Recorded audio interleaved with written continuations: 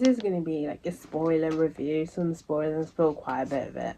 So do bear that in mind on I Feel Your Pain by Ellis. I have not fallen in love with a young adult book in ages. When I think of young adult, the books that I really like is Rain. I can't remember the name of the author. I didn't really like the sequel to that, Storm, and then I also like Greekiella, which is like a take on Cinderella. So I really like. So young adults, if you've watched my channel for a while, you'll know young adults isn't something I gravitate to, just because I'm just not a massive fan of the kind of writing styles, but there's a few that stand out, and this one does.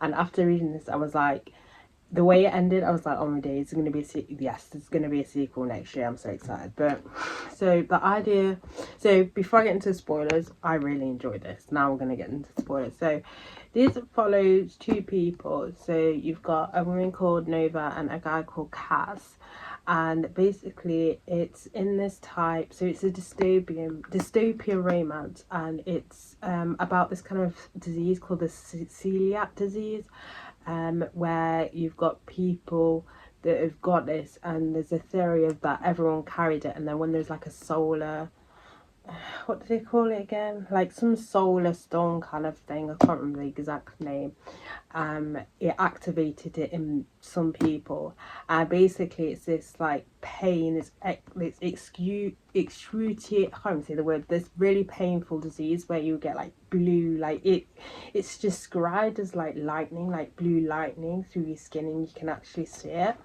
And in this time there's a thing called like pain carriers, and then so what they do is they can pass pain onto other people. Don't ask me how that works. It is a dystopian, so it seems very impossible, but it's through a chip and all is well, that sort of thing.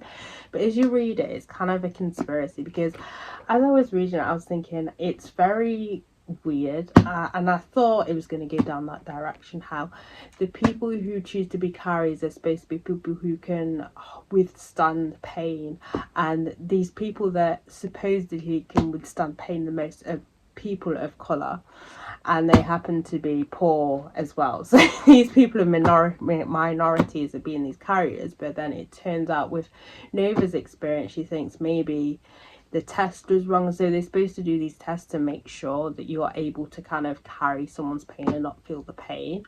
But it turns out, because they basically they sign these NDAs and everything, and they get paid to carry someone's pain, and a lot of the people have stayed silent about it. Some have come out and said they're still in pain, some people like go missing, that kind of thing.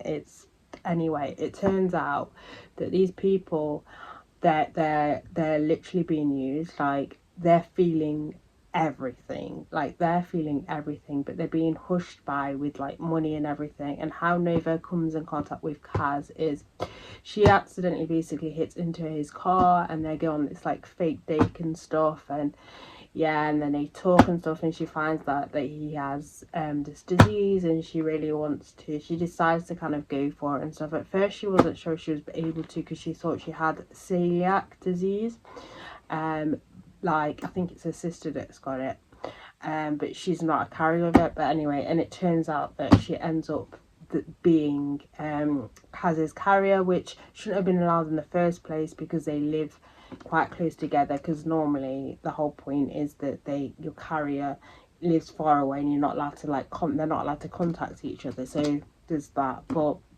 I really enjoyed it, but it kind of highlights like the minorities and the poor, and kind of using the poor as vessels to bring up like the powerful and the people with money, and have kind of you know the whole thing and stuff. And I thought this is quite, the way she did it, I thought was quite clever. And OMG, the way she writes, like, it's so good, because near the end, Kaz finds out that he's been used by his own grandfather, which is horrific. Like, it turns out as well, so it's another aspect to the story is the fact that there's this cure that they know about, but they're hiding out, which is a common kind of conspiracy theory now, which people have with pharmacists or whatever you call them, I can't remember the actual name, how they can cure most of these diseases, but they'd rather not. They'd rather just You know, they'd rather just give, you know, have money to help the symptoms and stuff, because they make more money than that than actually, you know, cure, where it's just like a one off thing and stuff, where they make more money with, you know, the medications and stuff. So it kind of comes onto that basically, and they've got a cure and stuff for it, and they had it hiding and stuff.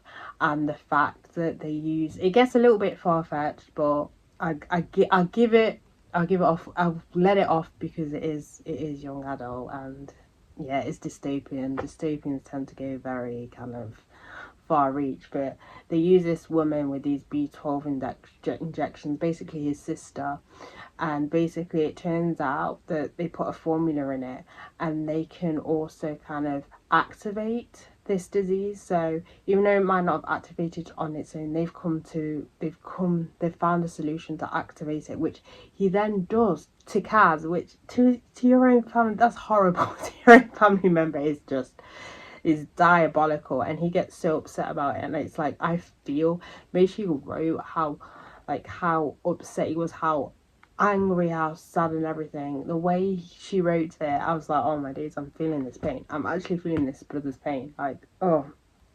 But anyway, I want to say it ends on a happy note. It ends in the happy note as in it gets exposed and stuff, but it does end on a cliffhanger. That's why I checked to see if there's going to be a sequel, because basically another solar kind of solar thing happens where the electricity stops working, a second one. So it'd be interesting to find out what effects that has to the disease, because that's basically what supposedly started the people getting this disease, or activating this disease that was dormant in people's bodies. But yeah, I really enjoyed this one. This one is a library book. I'm so buying a copy of this because I enjoyed it so much. Saying I enjoyed it, I wouldn't necessarily give it a 5-star, but I'd give it a 4-star, and there's plenty of 4-star books which I love. But yeah, it's definitely a 4-star. I really did enjoy it, and it is a bit heartbreaking, and it's kind of like, oh OMG, a little bit far-fetched and a little bit, but again, I let it off on that book. But that's it, pharmaceuticals, it says at the back of the thing. But yeah,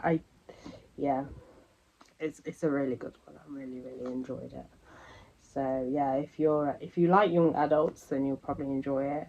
Me, who doesn't usually like young adults, I sucked this up. I consumed it. I really enjoyed it. And what's funny as well, if I could put a song to a book, this sounds so weird, but I know some booktubers have done it in the past. But the song that came to my mind is "Take That." Is it "Rule the World"? The song that they used for the film. Starlight, I think it is. It's Stardust, not Starlight, Stardust. That one. Yeah, I just paired that song with this book. But yeah, I'm really looking forward to the sequel to this one. I believe this is her second book. She has done another book, but I think it was a collab in a series with another author. So I think this is her first standalone book she's done. But yeah, I really enjoyed this one.